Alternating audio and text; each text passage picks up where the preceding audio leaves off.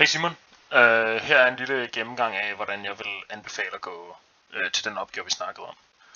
Så det er faktisk meget klart, og jeg kom ikke lige i tanke om det, da vi sad der. Men vi har vores middelværdi, som vi normalt kalder my, jeg ved ikke, hvad I plejer at kalde den. Der kan du jo finde den her, når jeg siger my hat, så er det fordi, det er den notation, jeg er vant til. Fordi my er den sande middelværdi for normalfordelingen. Vi har jo vist i den tidligere opgave, at altså der, når du tegner histogrammet der og viser, at det ser rimelig normalt fordelt ud, så siger vi ligesom, at vi har en eller anden sand middelværdi, men den kender vi ikke. Så det her det er vores bedste gæt på en middelværdi. Det bedste vi kan gøre, det er, hvis vi har et datasæt med tallene 1, 2, 2, 3, 3, 3, 3, 4, 4, 4, 6. Lad os sige, at vi har det datasæt der. Så vil vi gå ind selvfølgelig regne middelværdien, som du nok er vant til. 1 divideret med n gange summen fra i 1 til n af vores observationer xi. Altså basically gennemsnittet, som vi er vant til, ikke? Altså plus dem alle sammen og dividere med antallet af observationer. Her der er det 1, 2, 3, 4, 5, 6, 7, 8, 9, 10, 11.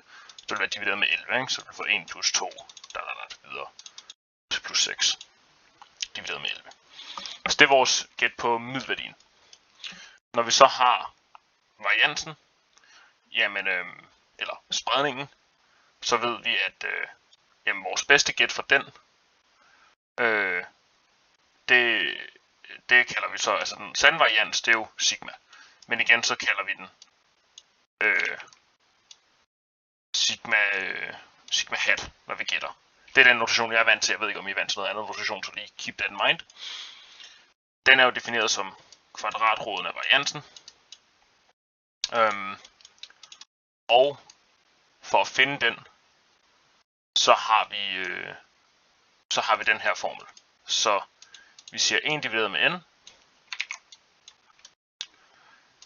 igen gange summen. Jeg ved ikke, om du er vant til de her sumtegn, men ellers så må du lige skrive til mig, hvis du har nogle spørgsmål til det. Og så skal vi tage den kvadratiske. Det er sådan her, variansen er defineret. Den kvadratiske forskel, så det her, det vil så være vores hat. Så afstanden til vores middelværdi i anden.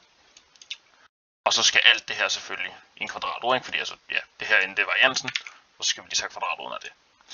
Når vi så regner det, så har vi, vores normalfordeling med my hat og sigma hat. Og så kan du lave dine udregninger, ikke? Altså ud fra, nu kan vi så bestemme det der p af x større end 52, tror jeg den opgave sagde, eller hvad end det er, så kan du bruge den her til det. Det var bare lige for at give dig den. Yes, held og lykke. Skriv til mig, hvis du har spørgsmål.